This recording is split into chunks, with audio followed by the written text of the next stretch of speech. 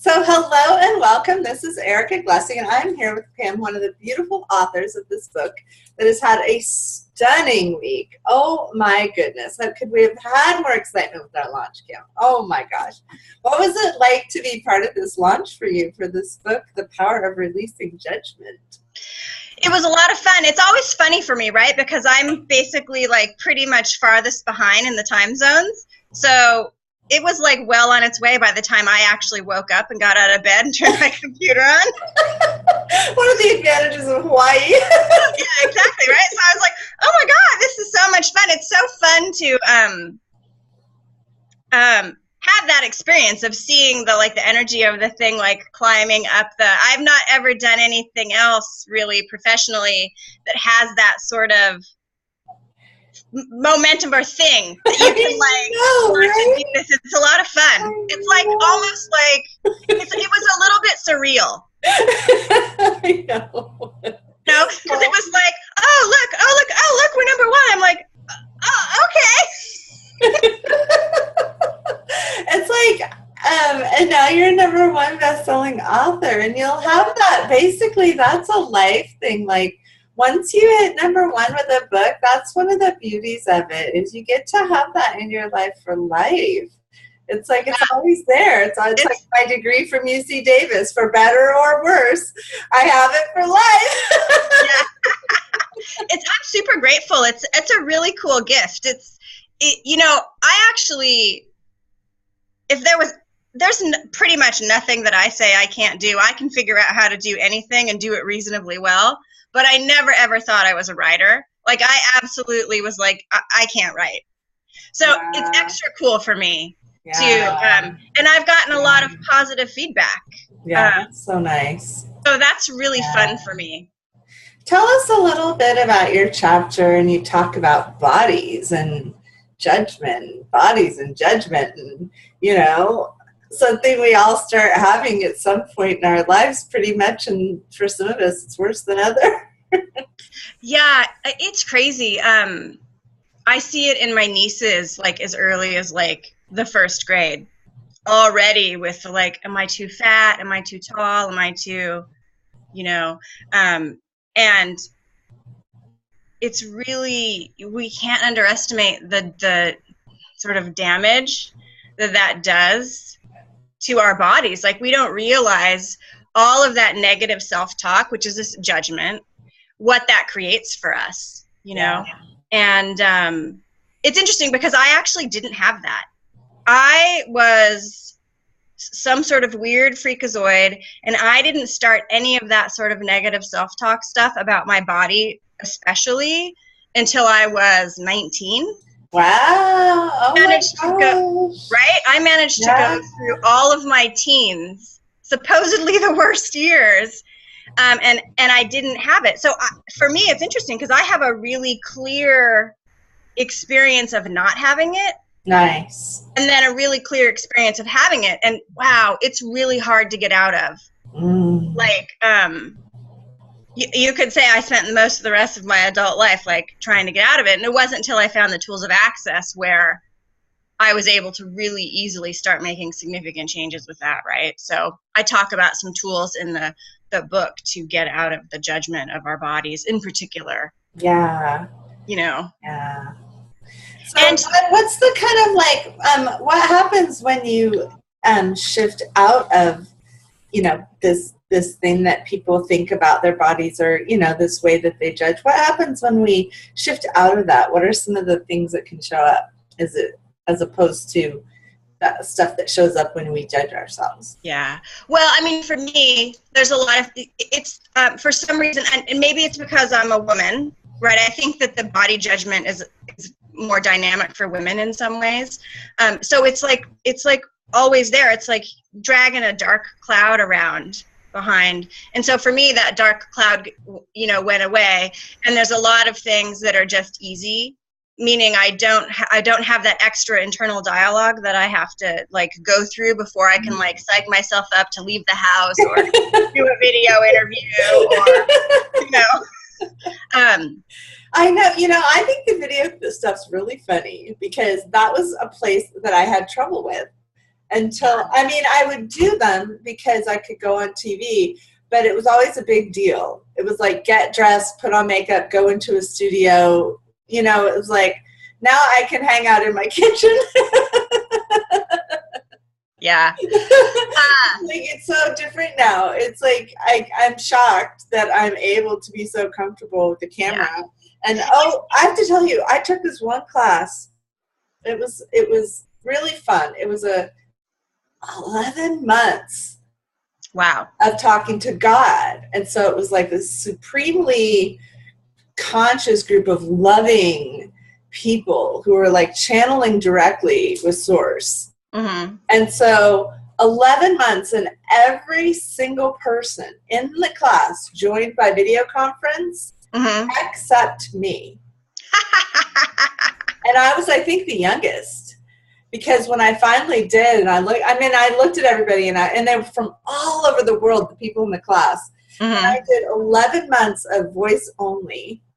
And then as a present to the instructor I didn't have the tools at that time. It was 4 or 5 years ago. And at the very, very last day of the class, I popped on video just for a minute, just to say hi. And then turned it off real quick. Boom, that's it. You got me for like 1 second. That's it. Goodbye. And the makeup, of course, it was so funny, Kim. It was just like, oh my gosh, I have to think back to that time when it was just like the camera freaked me out. Yeah. How do we get over that? Well, that's interesting, because it's actually probably, I still struggle with that a bit. With particularly the video thing. You know, it's funny, earlier this year, it aired earlier this year. It actually happened at the end of last year, but I agreed to be on a Telesummit that I didn't realize was a video Telesummit. Right. And, you know, I totally would have said no. Then I was committed. Oh, this one's a video too, by the way. I know. Well, so that was funny. I mean, I got over it a little bit.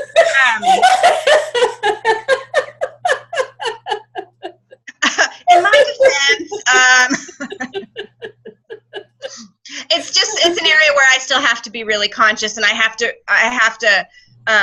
one of the things I talk about in the chapter, I think that's in the chapter, is about how insidious the judgment can be. It gets in there in a way we don't actually realize that it's judgment. Yeah. True. And so, it's an area where I have to be like extra conscious, or like super uber duper aware. Yeah. So that the minute that I'm aware of it, I can destroy and uncreate it and return it to sender, because I'm aware that none of the stuff about being on film and being on camera actually belongs to me. It's not my point of view, my body, and I love it. And I know that for sure, because as a teenager, I totally was like, where's the camera? I want to be on it. Are you serious? Totally. I was the journalist, so I was the one with the guy with the camera walking around getting the recordings of everyone. Like, that's where I was happiest. Yeah. So, sometimes I use this for free counseling, so let's go for that. I love the Happiness Telesummit. It's like my 40 hours of free counseling. So there's still a part of me that's like wilder than like my persona, like my me that people know. Yeah. There's a part of me that is like, there's an insane, fun, crazy Erica, and I still like it's. I feel like I've had the trappings of the reasonable me for so long that like I'm almost like, how do I get there? Do you know what I'm saying? So is there like, there's that part of you that's just like just too crazy to be seen by people that isn't your small little tribe of people that you know won't judge you? It's almost like I'm so like I belong with almost a different tribe. Like I don't even have my tribe yet. I mean, and to say that to everyone who is in my tribe, I love you all. But I feel like there's like there's a piece of you that's still hidden. That's what I'm saying. Exactly. Yes. And it's not that I'm in love with all the people that I hang out with, but I don't hang out with them in person that often because they're all over the world. Right. Like, they're all over the planet. So every once in a while, Rebecca will come to town or something, or Melanie will come to town or something. Or, we'll have like a dinner with Corey. Every once in a while, people will come to town and I get to kind of go. Yeah. So, yeah, I guess I'm feeling like when there's more of me that's not showing than showing, what do I do to kind of access, like to accentuate that? You know what I'm saying? Yeah. So funny enough, I just got a clearing. So today. So what is it? Of course. Like 5 minutes before we came on. Oh what is it that you are refusing to leave behind you because leaving it behind, or what is it that that you could leave behind you that you're not leaving behind you to keep yourself small? Oh, okay. That is, you want to destroy and uncreate that. Yes. Times a Godzillion, right, run, good, bad, pod, poc, all nine shorts, boys and beyonds. Yes. Right? And everywhere you've decided that you have to keep that spark of who you be, like the pilot light on your stove, right? Where you have to keep that pilot light protected and hidden, that spark of like your life of who you be. Everywhere, all of your decisions, judgments, conclusions, computations, your projections, expectations, separations, rejections, and judgments about how that has to be guarded and protected and nobody can see it. Yeah. Because if they see it, it will get blown out and you will cease to be. Would you be willing to revoke, recant, rescind, reclaim, renounce, destroy, and uncreate all of your oaths, vowing, swearingtings, fealties, communities, commitments, contracts, promises, bindings, to holding that in place? Yes. Times a Godzillion, right, wrong, good, bad, pod, poc, all nine shorts, boys and beyonds. It's so strange you did that clearing because, and for anyone who needs to know more about clearings, theclearingstatement.com has a great explanation, and you can tune into the energy of a clearing. As soon as you were saying that, I went, maybe I'll just do it next lifetime. Like, I almost went like I can't even be me in this lifetime. Like, I have to wait. Like, I swear to gosh, like you were tuning into that right before you said that. There was this instant where I went, it's too late. You know what I'm saying? Like, I know. And lately I've been having that a lot too, like my age. Like because of my age, I can't blank, or because of I can do some things, but that's here or there. But it's like, I'm like, do you know what I'm saying? Like, yeah, like I actually, yeah, it's crazy. Like, how much of that is yours? Does that actually belong to you? Or are you just super aware of what's up for the planet? Say that again. What do you mean? Is the age piece of it? Is that yours? Oh no! That's everyone else's. You're right. So you want to return that back with consciousness? Yeah, because I was born to two people who were crazy their whole lives. I mean, my mom died at 65, looking like she was 35, and acting. And my dad always was hip as, like, insanely young. Yeah. He was a teacher. And so I actually grew up in an environment where it was okay to just be yourself. Like, age is just a number. I think there's something interesting shifting energetically in the consciousness about age. I have been completely aware of what you're aware of as well. And I've been doing a lot of work and a lot of pocking and pottying and things. About it. Because your face, I don't know if, I mean, the lighting isn't perfect for you right now. I'm just saying, you look so young. Thanks. Right? Thank you. I'm so grateful for that because, I'm a surfer. And as a teenager, I did baby oil and foil blankets. And I was an outdoor lifeguard. Wow. Like, based on the like constructs of this reality, I should not look like this. You have like a baby skin. What's your slater? So I had a moment the other day, literally, if it wasn't yesterday, it was the day before. And I was driving, well, I don't know where I was going, driving, and I was like, I literally think I'm still like 22. And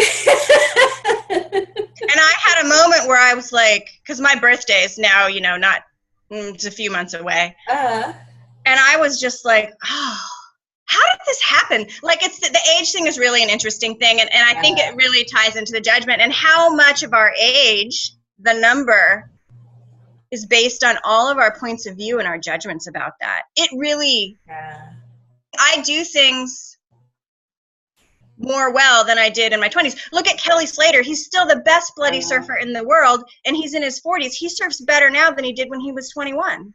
Yeah. You know what I mean? Like, his body's different. Yeah, but that's also a lot to do with because he doesn't question that that's possible. Like, he just does it, right? So that's most of where I end up is my late 30s.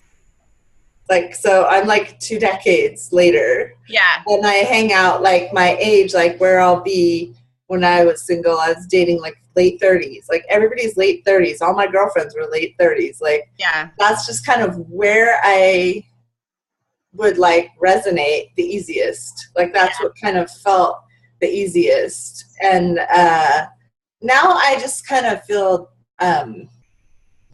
like I don't care that much about my age, but there's these places I want to go with being the brightness, the contribution of me, that the number is starting to creep in and tell me, you're too old to behave like that, or oh my gosh, so everywhere you're unwilling to go, where you're needed, where you're being demanded, where you're required, where your contribution is required for the planet and the people here, everywhere you're unwilling to go, no matter what, no matter in spite of everyone else's judgments that you shouldn't go for whatever reason. Yeah. Would you be willing to return those judgments to them and go anyways? Absolutely. And everything that doesn't allow you to make the demand to do what you know is required of you, to be you, you want to destroy and uncreate all of that. Yes. Times a godzillion, right, wrong, good, bad, POD, POC, all nine shorts, boys and beyonds. Thank you, sweetheart. So tell us a little bit what you have going on. Tell us a little bit about you're moving to California. I am moving to California. Tell us, how we can find you and, what you're... Oh, yes. So you can find me on Facebook, Facebook.com/Kim Malama Lucien. My website is KimMalamaLucien.com, which is KIMMALAMALUCIEN. I've been told I should spell that for people more often. Thank you. Yeah. My email is kim@KimMalamaLucien.com. Twitter, I'm it's at ANUE Maui, which is Hawaiian for rainbow. So at Anue Maui. And then on Instagram at Access Malama. I post mostly on Instagram and Facebook. Do you? And what else? I have another book coming out in it is March already. It's March already. That's insane. I don't know if that book comes out April or May. That book's actually very different. It's about more about business and taking the energetics into business. And that's it. Oh, I have a weekly radio show Friday mornings on A to Zen FM called The Super Scoop of Consciousness. We talk about all kinds of fun, crazy stuff. You can call in. You can join the chat room. You can get free processing. It's a good way to get a little free mini session. Call into the show. AM Pacific. Sweet. Well, thank you so much for coming today. Yeah, thank you. This is our new book. You can find it on Amazon. It's also on Kindle. And it's really beautiful. And it helps you let go of all kinds of junk, including any leftover little things you had about age being a number. So thank you for that today. I really appreciate it. And good luck on everything. Thank you. Thanks, you too. I'll talk to you soon. Okay.